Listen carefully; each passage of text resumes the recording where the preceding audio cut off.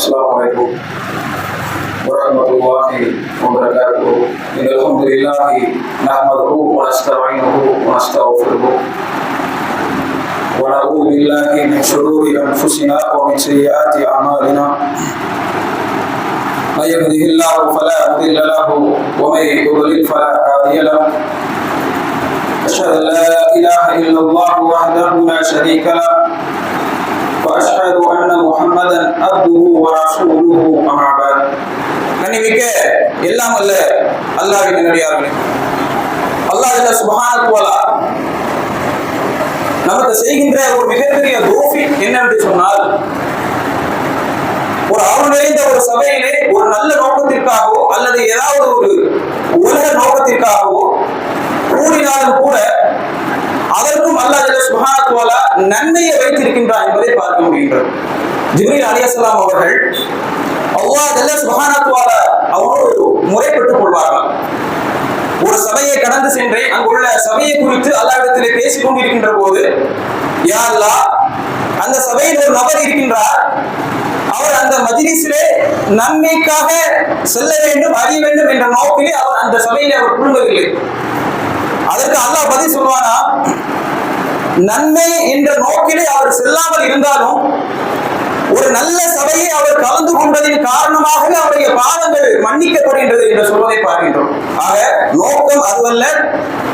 எந்த நோக்கத்திற்காக சென்றாலும் நமக்கு கிடைத்த ஒரு நேரத்திலே அல்லாஹ்விற்காக அந்த நல்ல மஜ்லிஸில் நல்ல சபையில் நல்ல காரியங்களை கேட்பதும் அறிந்து கொள்வதும் கூட அல்லாஹ் சுப்ஹானஹு வ தஆலா ஒரு மிகப்பெரிய நன்மையை பெற்றுத் தருகின்ற ஒரு அடிப்படையாக அது அமைந்துவிடும் என்பதை நாம் புரிந்து கொள்ள வேண்டும்.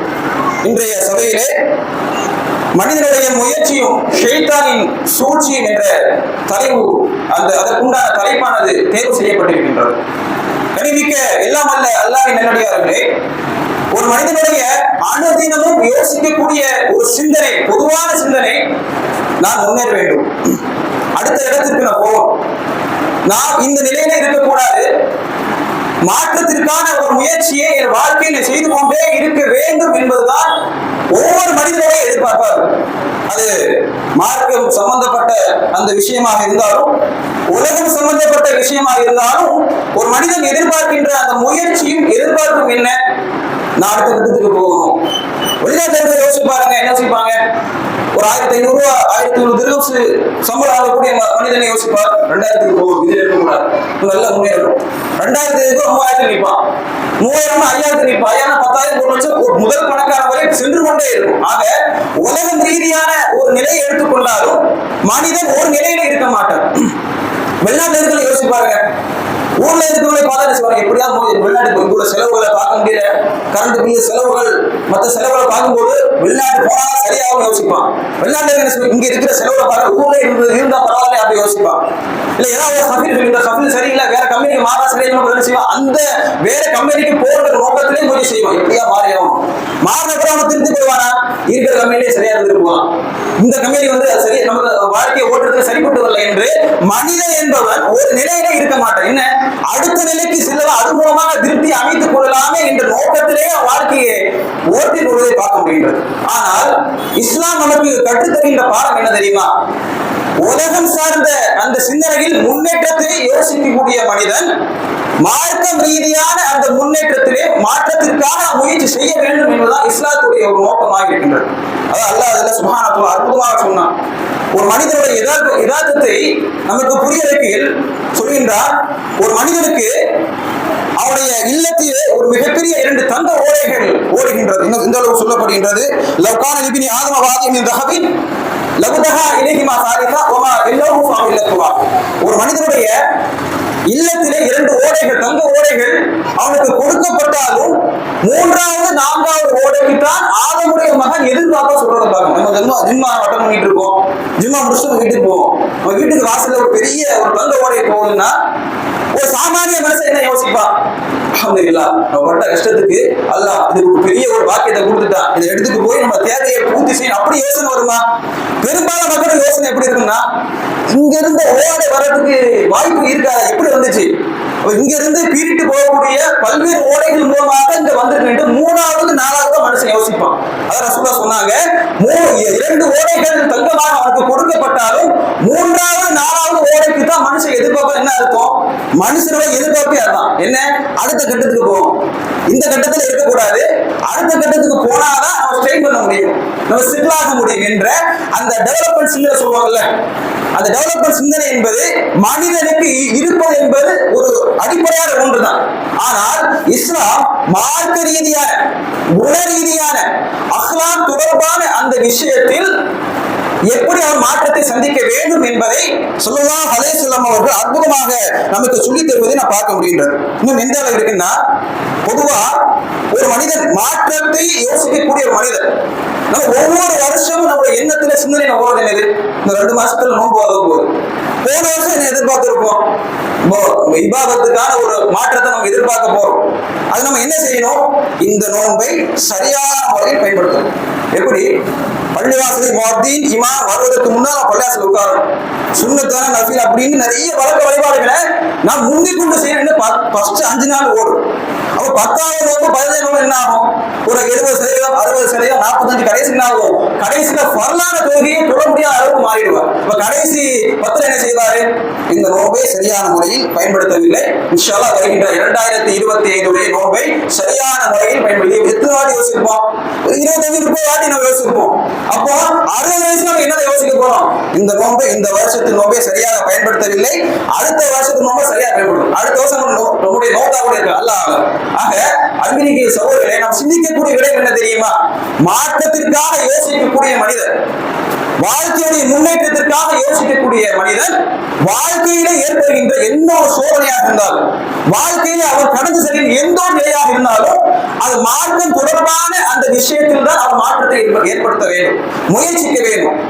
இந்த முயற்சியில நீங்க யோசிச்சு பாருங்க, நம்ம நம்ம மனுஷனுடைய, நம்முடைய சமுதாயத்தில் மிகப்பெரிய ஒரு பலவீன விஷயம் என்ன தெரியுமா? ஃபஜ்ர் தொழுகை தொழுவார். நிறைய பார்க்கலாம், நிறைய பேர் யோசிப்பாங்க. என்ன யோசிப்பாங்கன்னா, ஒவ்வொரு நாள் நமக்கு ஃபஜ்ர் தொழுகை கட்டாயிட்டே இருக்கு, எப்படியாவது அடுத்த முறை நல்லபடியா இந்த ஃபஜ்ர் தொழுகையை தொடர்ச்சியா நம்ம தொழுவதற்கு நம்ம முயற்சிக்கணும். அதே மாதிரி ஒரு வீடியோ போட போறோம் யூடியூப்ல. என்ன பார்ப்பாரு ஒரு தமிழ்ல, ஃபஜ்ர் தொழுகையை தொடர்ந்து தொழுவதற்கு சில கடைபிடிக்கக்கூடிய வழிமுறைகள் போடப்படும். என்ன யோசிப்பாருன்னா, அல்ஹம்துலில்லாஹ் இதெல்லாம் நம்ம ஃபஜ்ர் தொழுகை தொழுவாம இருந்துட்டோம், இனிமே புதிதாக தொடர்ச்சியாக நம்ம தொழுவதற்கு ஒரு புதிய வழிமுறை நம்ம சொல்லியிருக்கிறாரு போல இருக்கு. நம்ம என்ன செய்ய பார்ப்போம், ஓபன் பண்ணி நம்ம பார்ப்போம். என்ன அவர் என்ன சொல்லுவாரு?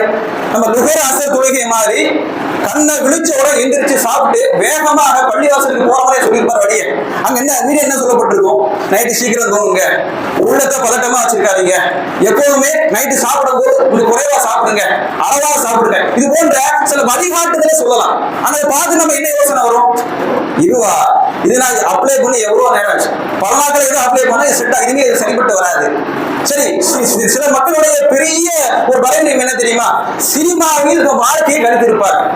சினிமாவிலிருந்து வெளியேறக்கூடிய வழிகளை சொன்னா என்ன இருக்கும்? அவர் வீடியோ போட்டு யோசிப்போம், அதை இதே மாதிரி யோசிப்போம். இதே மாதிரி பல ஐடியா நம்ம ட்ரை பண்ணி பார்த்தா இது செட் ஆகாது. இதை ஷைத்தான் யோசிக்கின்றார்.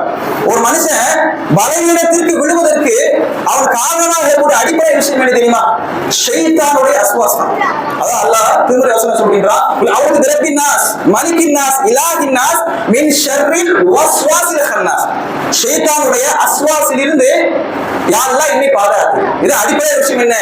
எந்த நிலையாக இருந்தாலும் உள்ள போராட்டம் இல்லாமல், உள்ளத்தில் உள்ள முஜாஹதத்துன் நஃப்ஸ், உள்ளத்தில் எழுகின்ற அந்த போராட்டம் இல்லாமல் இலகுவாக அடைய முடியும்னா அது இந்த உலகத்திலே சரி வராது, நாளை மறுபுறத்திலே சரி வராது. எந்த அளவிற்கு சுபூத்துலக எந்திரிக்கணும்னா எனக்கு இலகுவா எந்திரிக்கணும், என் உள்ளத்தில் எந்த ஒரு தூக்க கலக்கம் இருக்கக்கூடாதுன்னு நீங்க நினைச்சீங்கன்னா நீங்க மௌத்து வரைக்கும் போகவே மாட்டீங்க. அப்போ அல்லாஹ் எந்த ஒரு காரியத்திலும் முயற்சிக்கக்கூடிய, முயற்சியை எதிர்பார்க்கக்கூடிய ஒவ்வொரு மனிதனுக்கும் அல்லாஹ் இடுகின்ற கட்டளை என்ன தெரியுமா? இஸ்லாத்துடைய கட்டளைக்கே அதான், முயற்சி தான். எப்படி? ஒரு உள்ள போராட்டம் இல்லாமல், உள்ளத்தில் உள்ள போராட்டம் இல்லாமல் எந்த ஒரு முயற்சி எடுத்தாலும் அந்த முயற்சியில செய்ய தோல்வியிட முடியும். சில பெரும்பாலும் மக்கள் நம்ம பார்ப்போம், என்ன பார்ப்போம், சில முயற்சிகளை எடுப்பாங்க, ஆனா கஷ்டப்பட்டு 3 நாள் தள்ளிடுவாங்க. இப்போ ஃபஜ்ர் தொழுகை வச்சு எடுத்துப்போமே, ஒரு 3 நாள் என்ன செய்வாருன்னா அல்ஹம்துலில்லாஹ் எப்படி முன்னாடி ஃபஜ்ர் தொழுவாங்கிறது இப்ப நம்ம தொழுகிறோம், 3 நாள் தொடர்ச்சியா தொழுகிறோம். ஃபஜ்ருங்கிற வரலாறு நம்முடைய உள்ளத்துல இல்ல, வாழ்க்கையிலே கிடையாது. யோசிப்பார், அந்த நேரத்துல பார்த்து ஒரு காரியம் வரும், தூக்கம் மிகைக்கும். வேற ஏதாவது வேலையின் காரணமாக சில பிரச்சனைகள் ஏற்படும். என்ன சரி, ஒரு நாள் தூங்கினா என்ன, நம்ம இத்தனை நாள் 3 நாள் நம்ம ஃபஜ்ர் தொழுகிறோம், இந்த ஒரு நாள் நம்ம தொழுவாம இருந்தா ஒரு பெரிய குறை இருக்குன்னு ஒரு குறை பெரிய வரப்போறது இல்லை. என்ன செய்வோம்னா தூங்கி பார்ப்போம்னு வரும். சினிமாவிலே கிடைத்த திகழ்ந்த அந்த மனிதனை யோசிப்பாருன்னா கஷ்டப்பட்டு போராடுவார், இஹ்லாஸான முறையில ஈமான் அதிகப்படுத்துறதுக்கு முன்னாடி எல்லா நேரத்தையும் ஒதுக்குவார். ஒரு 3 நாள் 4 நாள் போகும். அப்ப என்ன செய்யணும், இந்த சேனலில் ஒரு புதுப்படம் ஒன்று வெளியாகின்றது, அதை பாருங்கள் ஒரு அட்வர்டைஸ்மெண்ட் போட்டுருவான். அப்ப என்ன ஆகும், இதனாலும் பார்க்காதது ஒரே ஒரு நாள் பார்த்துட்டு போனா என்ன என்ற சிந்தனை வருகின்றது என்று சொன்னால் ஒரு மனிதன் என்ன யோசிக்கணும், உள்ளத்துல இது போன்ற சிந்தனை வரும்போது நாம் அடிப்படையாக கையாளக்கூடிய விஷயம் என்ன, ஷைத்தான் என்னை ஆக்கிரமிக்கின்றான். எந்த அளவிற்கு 3 நாள் நம்ம தொடர்ச்சியாக சில முயற்சிகள் எடுத்தாலும் கூட ஷைத்தான் அவருடைய சூழ்ச்சியை ஏற்படுத்தி கொண்டே இருப்பான். எந்த அளவிற்கு ஒரு அற்புதமான ஒரு வரலாற்று செய்தி, மிர்சத்துல் ஹானி ரலியல்லாஹு அன்ஹு அவருடைய ஒரு வரலாற்று செய்தி. இந்த சஹாபி என்பவர் ஆரம்ப காலகட்டத்திலே நிறைய தவறான ஒரு மக்கத்து அறியாமை காலத்துல சில தவறான பழக்க வழக்கத்தில் மக்கத்து காபிர்கள் இருந்திருப்பாங்கல்ல, அதே போன்ற ஒரு பழக்கத்தில் இருந்து இஸ்லாத்தை ஏற்றுக்கொண்ட ஒரு சஹாபி. இவர் என்ன செய்யறது, பொறுப்பு என்னன்னா பல்வேறு பத்ர் போர், உஹது போரில் கலந்து கொண்ட ஒரு சிறப்பு மிக்க ஒரு சஹாபி. உஹது போரில் கலந்து கொண்ட அதன் மூலம் பிடிபட்ட சிறை கைதியாக இருக்கக்கூடிய அந்த கைதிகளை, பிணை கைதிகளை நைட்டோட நைட்டா போய் மக்கமா நகருக்கு சென்று விடுவித்து கொண்டு வருவார். இது பொறுப்பு, ரசூலுல்லாஹ் அந்த பொறுப்பை கொடுத்திருக்கிறார். இந்த சஹாபி என்ன செய்யறாரு, இரவோடு இரவாக போய் இப்படிப்பட்ட ஒரு பணி, சிறப்பு மிகுந்த ஒரு பணி, இறை திருப்தியை பெறக்கூடிய பணி, போரில் கலந்து கொண்டு சிறைப்பட்ட கைதிகளை விடுவித்துக் கொண்டு வருவது என்பது சாதாரண விஷயம் கிடையாது. அப்படிப்பட்ட ஒரு பொறுப்பை கொடுத்த ரசூலுல்லாஹ் அவர்கள் அனுப்பி வைக்கின்றார்கள். போறாரு, இரவோடு போகும்போது இவர் ஒரு அறியாமை காலத்தில் சில மக்கள் தவறான சில செயல்களில் ஈடுபடுற மாதிரி இந்த சஹாபி இருந்திருக்கிறார். அப்ப அப்படி இருக்கும்போது இவரோடு தவறான ஒரு பழக்கத்தில் இருந்த ஒரு பெண்மணி இவரை பார்க்கிறார். பார்த்துக்கிட்ட பிறகு மிர்சதா மர்ஹபா என்ன சொல்றாரு, மிர்சதா உங்களுக்கு நல்வரவு உண்டாகட்டும், உங்களை எதிர்பார்க்கின்ற சொல்லும் போது என்ன செய்கின்றார், இரவு நேரம் நள்ளிரவு ஆட்கள் யாருமே நடமாட்டம் இல்லாத நேரத்தில் ஒரு பெண்மணி தவறான ஒரு செயலுக்காக அழைக்கப்படுகின்றது. ஷைத்தான் அந்த சான்ஸை எப்படி பயன்படுத்தினாங்க, எந்த அளவிற்கு அதை பார்த்து விட்ட பிறகு ரசூலுல்லாஹ் அந்த அவ்வளவு பெரிய பொறுப்பை கொடுத்த ரசூலுல்லாஹ் கொடுத்திருக்கிறாங்க. இந்த சஹாபி பார்க்கிறார், பார்த்து விட்டு இஹ்லாஸான நிலையில் இருக்கின்றார்.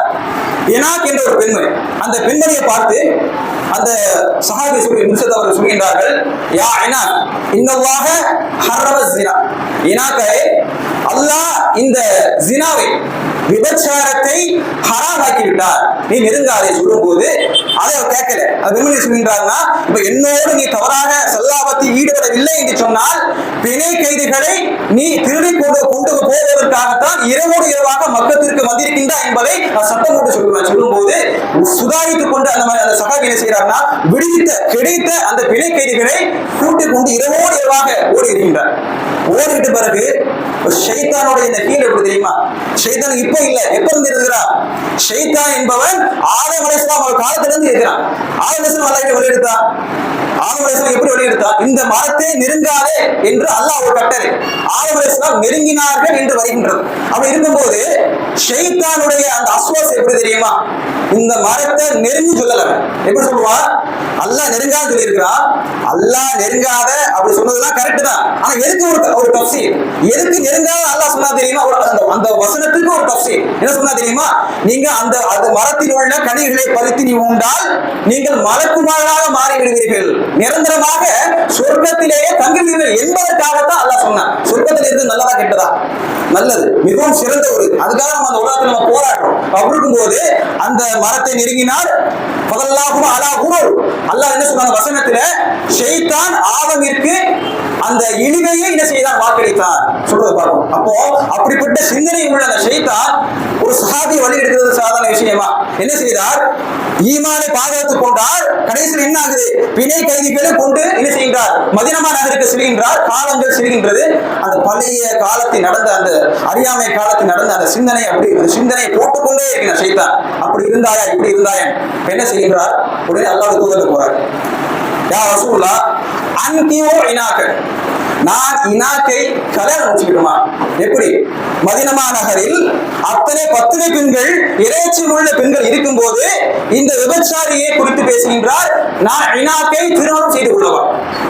ஆனா இஸ்லாம்ங்கிறது என்ன தெரியுமா? அல்லாவின் புறத்தில் இருந்து வந்த ஷைத்தானுடைய ஊசலாட்டத்தை வழிகட்டி அறைந்த அல்லாவின் புறத்தில் இருந்து வந்த அந்த இஸ்லாம் உடனே வகி இறங்குகின்றது. என்ன சொல்றார் அல்லாஹ் வசனத்தில் இறக்குறான், வழிகட்ட பெண்கள் என்பவர் வழிகட்ட ஆண்களுக்கு தான் உரித்தானவர்கள், ஒழுக்கமுள்ள ஆண்கள் ஒழுக்கமுள்ள பெண்களுக்கு மட்டும்தான் உரித்தானவர்கள் என்று அல்லாஹ் வசனத்தை அனுப்பிவிட்டு கடைசி அல்லாஹ் என்ன சொல்றது தெரியுமா? வஹுர்ரிம தாலிக அலல் முஃமினீன், மூமின்களுக்கு அல்லாஹ் இதை தடை செய்து விட்டார். வசனம் இந்த வசனத்தை ஓதி காட்டுகின்றார். யாருக்கு? மிருதத்தில் அனுப்பிய ரலியல்லாஹு அவர்களுக்கு ஓதி காட்டப்படுகின்றது. அப்போ எந்த சஹாபியா இருந்தாலும் சில நல்ல வாழ்க்கையை வாழ்ந்தாலும் கூட சஹாபிக்கே இப்படி இருக்கும், நமக்கு எப்படி? நம்ம அப்படிப்பட்ட தூய்மையான வாழ்க்கை என்பது நிகராக சஹாபாக்களுடைய அந்த ஈமானுக்கும் நம்முடைய ஈமானுக்கும் இணைய ஒப்பிட்டு பார்க்க முடியாது. அந்த அளவிற்கு இருக்கின்ற போது நாம என்ன செய்ய, ஒரு குறிப்பிட்ட காலத்துல திருந்தி நல்ல ஒரு ஈமானோட வாழ்க்கையை ஓட்டி கொண்டா நாம முடிவு செய்யறோம், திருந்திட்டோம், நம்ம எல்லாம் சரியாயிட்டோம், இத்தனை நாள் நம்ம குருவாக இருந்தோம், இத்தனை நாள் நம்ம சினிமா பார்த்துட்டு இருந்தோம், இப்ப நான் சினிமா பார்க்கல, இப்போ என்னுடைய ஃபஜ்ர் தொழுகை என்பது தொடர்ச்சியாக இருக்கின்றது, நம்ம திருத்தி போட்டுக் கொள்கின்றோம். ஆனால் இதை விட்டுவிட வேண்டும். எந்த அளவிற்கு? உள்ளத்தில் முஜாஹதத்துன் நஃப்ஸ், உள்ளத்திலே ஒரு போராட்டம் இல்லாமல் நீங்க என்ன செய்ய முடியாது? ஷைத்தானை மிகைக்க முடியாது. ஷைத்தானை மிகைத்து அல்லாஹ்விடத்திலே இறைச்சவாதியாக இந்த உலகத்திலே வாழ முடியாது என்பதுதான் நிதர்சனமான உண்மையாக இருக்கு. இரண்டாவது விஷயம் என்ன? இந்த மாற்றத்தை எதிர்பார்க்கக்கூடிய நாம் மாற வேண்டும், வாழ்க்கையிலே நான் ஒரு ஒழுக்கம் உள்ள ஒரு மனிதனாக வாழ வேண்டும் என்று சொன்னால் இரண்டாவதாக நாம் என்ன கடைபிடிக்கணும் தெரியுமா? அஸ்ஸபு, பொறுமை. இந்த பொறுமைங்கிற வார்த்தையுமே எல்லா பயனும் நம்ம கேட்டிருக்கோம். ஆனா வாழ்க்கையில கொண்டு வந்த பார்த்தா ரொம்ப கஷ்டம் தான். ஏன்னா அந்த அளவுக்கு என்ன, ஒரு கடத்தில் 2 நாள் நம்ம என்ன செய்யணும்? பொறுமையா இருந்தா நம்ம எப்படி பண்றோம்? 3ஆவது நாள் பொறுமையை சோதிக்கிற மாதிரி நிகழ்வு வந்தால் என்ன செய்யலாம்? இதுக்கு கூட என்ன பொறுமையா இருக்க முடியும்? எல்லா மனித சிந்தனை எப்படி?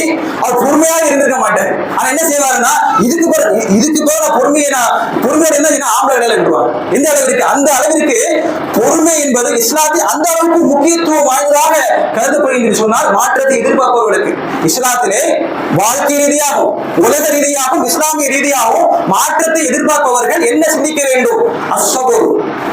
ரசூலுல்லாஹ் சொல்றாங்க, அஸ்ஸபுர் தியாவு, பொறுமை என்பது உங்களுக்கு ஒளியாக இருக்கின்றது. இன்னொரு ரசூலுல்லாஹ் சொல்றாங்க, உமை யுஸப்பிரு ஸப்பரஹுல்லாஹ், எவர் ஒருவர் பொறுமையாக இருக்க வேண்டும் என்று முயற்சி செய்கின்றாரோ அவர்களுக்கு அல்லாஹ் அதை கொடுப்பார். ஸல்லல்லாஹு அலைஹி வஸல்லம் அவர்கள் எந்த அளவுக்கு போதனை செய்கின்றார்கள்? பொதுவா பொறுமையா இருக்கிறவங்க பாட்டு கேட்டு பாருங்க. அந்த பொறுமையை அணுகின்ற வரைக்கும் என்ன செய்வாருன்னா ஓரளவு நார்மலா இருப்பார். ஆனா அந்த பொறுமையை தாண்டி அவருக்கு இந்த பொறுமையை இழக்கின்ற சூழல் வரும்போது, அதாவது பொறுமை இருக்கிற வரைக்கும் எது ஆப்போசிட்ல இருப்பார்ல, எதிர் தரப்புல இருக்கிற திட்டுவார். ஆனா பொறுமை எழுந்து அவரே திட்டுவார். எனக்கு 2 முகம் இருக்குது பார்த்துமே அந்த பார்ப்பார். எப்படி பேசுவார்னா, என்னை பத்தி ஊர்ல கேட்டுவார், எவ்வளவு மோசமான பையன், 1980 என்னுடைய வரலாறு, அவ்வளவு கேவலமான வரலாறு எப்படி பேசுவான்? இந்த பொறுமை இழந்த பிற பேசுவான். எப்படி? பொறுமையை அந்த அணுகின்ற வரைக்கும் என்ன செய்வானா மக்களை திட்டுவான். பொறுமையை தாண்டி அவன் கடந்து விட்டான் என்று சொன்னா அவனையே திட்டுவான். எப்படி? அந்த அளவுக்கு எனக்கு 2 முகம் இருக்குன்னு சொல்லுவான். என்ன ஒரு மோசமான ஆளை பார்த்தது இல்லை, பார்த்து என்ன பேச அந்த மாதிரி சொல்லுவான். ஆக ரசூலுல்லாஹ் சொல்றாங்க, பொறுமை என்பது ஒரு ஒளியாக இருக்கின்றது. நீங்க லைஃப்ல எங்க பார்த்தாலும் ஒளியாக இருக்கு. ரசூலுல்லாஹ் ஒரு மனிதர்கள் அவசியம் யார் ரசூலுல்லாஹ் உபதேசம் செய்யுங்கள். என்ன சொல்றாங்க? அல்லாஹ் தஆலா நீங்கள் கோபப்படாதீர்கள், ஃபரத்ததன் மினான் ஃபகாலா தஆலா, திரும்ப திரும்ப கேட்டுக்கொண்டே எனக்கு உபதேசம் செய்யுங்க, நீங்கள் கோபம் கொள்ளாதீங்கன்னு சொன்னாங்க. கோபம் நம்ம என்ன நினைச்சிட்டு இருக்கோம்னா, கோபம் என்று சொன்னா இந்த பொறுமையை கடந்து ஒரு நிலை வரும்ல, அப்பதான் இந்த கோபம் நினைச்சிட்டு இருக்கும்.